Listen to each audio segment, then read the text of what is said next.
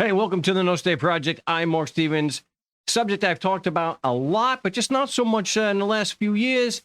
That's the issue of standing. I talked about that a lot during the course of the show, and of course in the two books, Adventures in Legalland and Government Indicted, which you can get in the description. Extremely important issue if you are involved in a legal dispute. It doesn't matter the court. It's something that applies to all courts, and we'll go and we'll do that. The reason why I want to discuss this is because there's a ridiculous case before the Supreme Court. It's hard to believe in 2022, still dealing with people who don't like the idea of same-sex marriages. I mean, get a grip. So here, this is from the Supreme Court of the United States blog.com. It's been all over the news. Colorado web designers' First Amendment challenge will test the scope of state anti-discrimination laws. So this is the woman right here. She owns 303. Well, she owns a business. She doesn't want to do websites for people who are of the same sex that are getting married. And she wants to actually put on her website she does not do business with same-sex couples. So alleging her deeply held religious beliefs. I'll address what I believe is just a rank hypocrisy after the issue is the legal stuff. So throughout her complaint, she doesn't actually say she's been damaged. She has not suffered any injury whatsoever, which could be an issue for standing. So I've quoted this quite a few times. Worth v. Selden, 422 U.S. 490. You get into this. We address. This is the United States Supreme Court, 1975. We address the principles of standing relevant to the claims asserted by the several categories petition in this case. In essence, the question of standing is whether the litigant is entitled to have the court decide the merits of the dispute or of particular issues. This inquiry involves both constitutional limitations on federal court jurisdiction and prudential limitations on its exercise. Now, this is dealing with the Supreme Court's dealing specifically here with federal law. The state courts have their own principles of standing according to their own constitution and state law. What I've seen that they're pretty similar. They're almost identical in most cases. In a constitutional dimension, standing imports justiciability, whether the plaintiff has made out a case or controversy between himself and the defendant within the meaning of Article 3. Okay, this is the threshold question in every federal case. Yeah, I wish. I wish that was so. Well, when it's a little guy like me in the IRS, the question is standing. Yeah, they don't.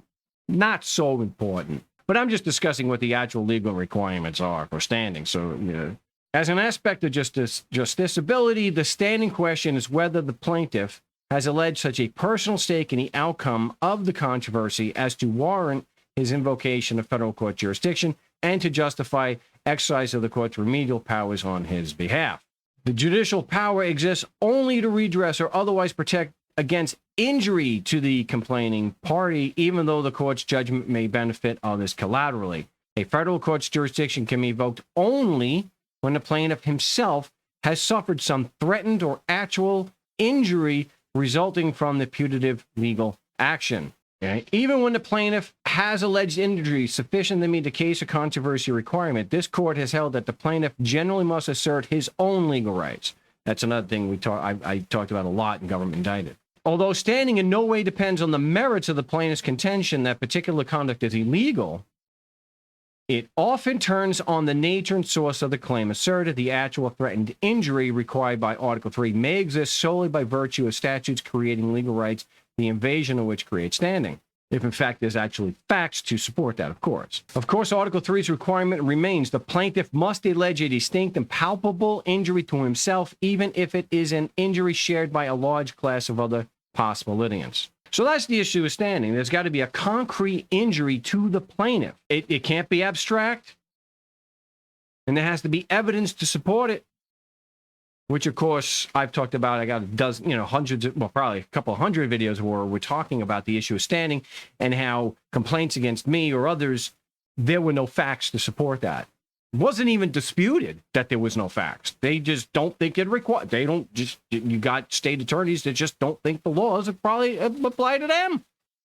And we know that to the rich and powerful, there's a different set of laws, which is why I've shown recently where, when you have someone like Steve Bannon, who's incredibly wealthy, when they are actually held to some accountability, it's shocking.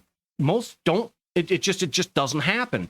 And so that's something that I personally have experienced going to court, where these laws, and it's in and out of federal court, if I'm in state court, I'm using state law. If I'm in federal court, I'm using something like Worth v. Selden, where the Supreme Court is laid out what the case and controversy clause in Article 3 requires: a concrete and palpable injury. And now they just completely ignore that. Or they'll ignore it and they or just don't not care. They just won't apply it. Even when they're saying you can have a plaintiff admitting there's no evidence. Or you can have evidence against the IRS, as I've shown a number of times in the case of California. Well, even though it's on CD, they just keep repeating the same thing. No evidence, no evidence. Well, we got a CD. There's nothing there. So that's standing, that's just a nutshell. That's just a quick understanding of of what standing is in the federal courts and what is required. That you have to have a palpable and concrete injury. But what gets me is such rank hypocrisy with religious zealots. And I think that hypocrisy and religious zealotry, they go hand in hand. Because I would bet the farm that people like this Lori Smith, I don't think she would have any problem whatsoever with a Catholic wedding. She'd have no problem with people who are part of the Catholic Church. No problem doing a wedding for them.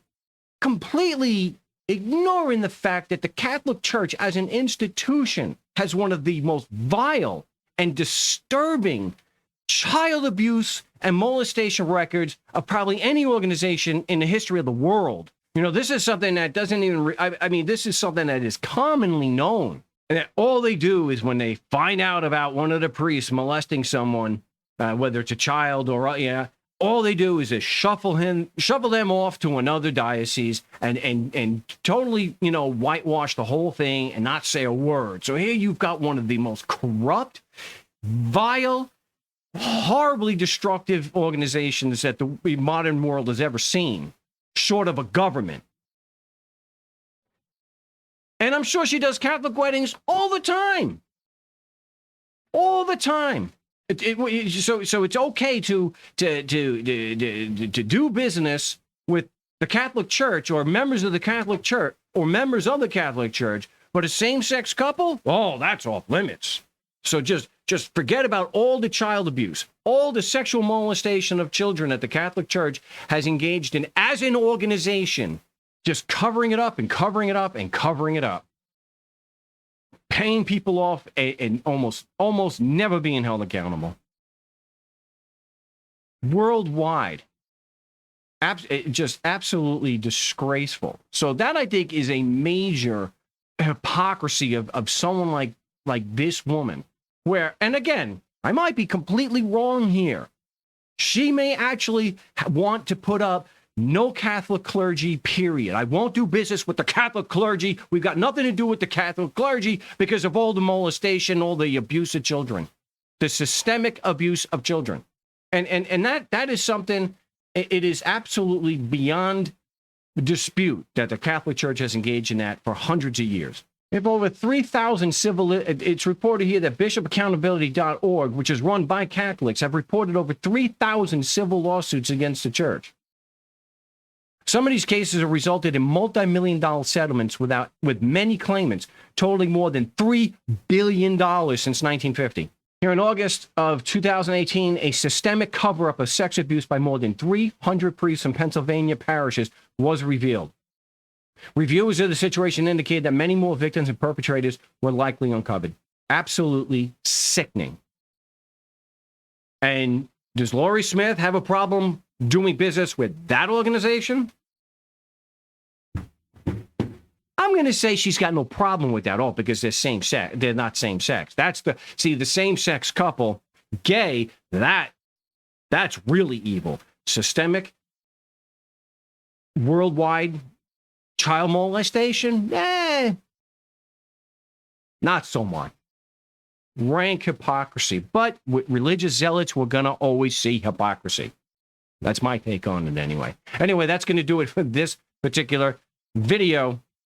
If you'd like to help support the channel, the No State Project channel, so that I can do more videos more frequently and hopefully get the live stream at least once a week back next month in January of 2023. My gosh, 2023. Then you could do so with the links in the description. And hey, as always, thanks for watching.